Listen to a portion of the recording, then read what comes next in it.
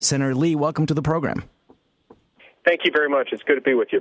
Thank you, sir. And we were speaking to President Obama earlier and discussing some of the bigger issues confronting our country today. And I just wanted to get both your take and also more broadly the Republican Party's view of some of these issues. Starting with energy, the president is flying across the country talking to people about his ideas for how America can become energy independent.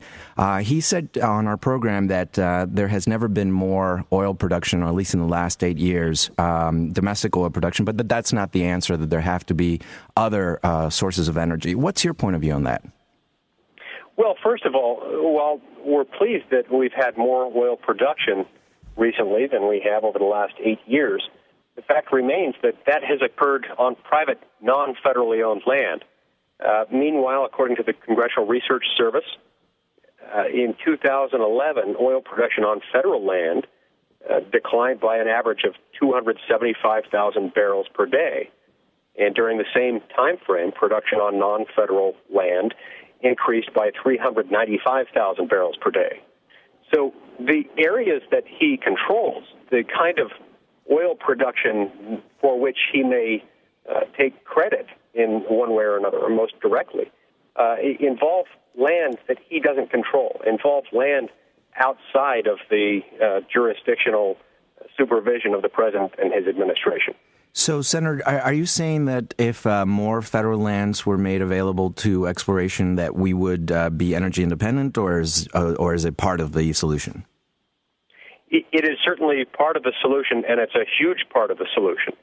If the president were to approve the Keystone Pipeline, if the president were to allow drilling in Anwar, and if the president were to open up more areas to drilling in the Rocky Mountains, areas that in many instances under resource management plans have already been deemed appropriate for oil and natural gas exploration and production, we would be well on our way toward energy independence. Now, it is certainly true that there is more involved than just drilling, but it is a significant part of it. We have to have oil to make gasoline. It is the input product, and we need more of it. We need more of it produced right here in North America. Well, Senator, we also talked with the president about the Iranian situation and what seems to be their movement towards the development of nuclear weapons.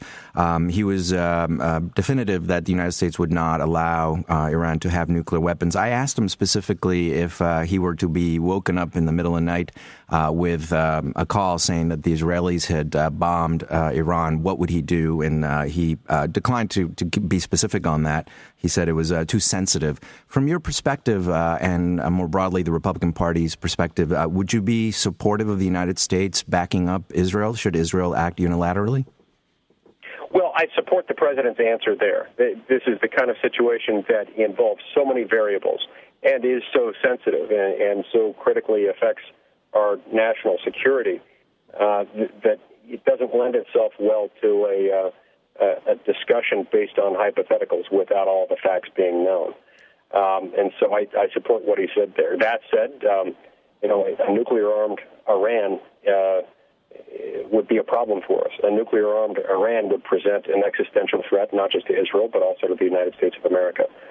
And I support statements that the president made recently at the AIPAC conference along the lines that he understands. He understood then and still understands today that Israel and the United States are in a somewhat similar position with respect to Iran, in the sense that Iran wants to take both countries off the map. And switching gears, Senator Lee, we spoke a little bit to the president about the failure of immigration reform during his first term and asked him what to expect if he were to be reelected. And his answer was roughly that he is in favor of immigration reform, while his Republican opponents, principally Mr. Romney and Mr. Santorum, are against immigration reform. What is if there is a position in the Republican Party about immigration reform and the DREAM Act? It certainly is the case that Republicans want immigration reform. Republicans want increased border enforcement. And on that front, I think in many respects this administration has placed some much-needed emphasis on that point. We need to make it easier for people to come into this country as immigrants and to do it legally. We are a country of immigrants. Most of us are either immigrants ourselves or we are the descendants of immigrants within just the last few generations. And Republicans want that to continue to be the case. That's one of the reasons why I'm co-sponsoring legislation with my friend and colleague Chuck Schumer from New York to make some of these processes more streamlined, to make them more manageable so that we stop disincentivizing illegal immigration and start incentivizing legal immigration by making it more manageable. And just to wrap up, Senator Lee, I quoted to the president some comments that Mitt Romney made where he said that the president was, quote, a nice guy, but also clueless, to use Mr. Romney's word, about the economy. What's your take? What is the better vision for the economy? And certainly as we get into November, whether it's Mr. Santorum or Mr. Romney, who are the GOP candidates, what can Americans expect if there's a Republican president being sworn in next year?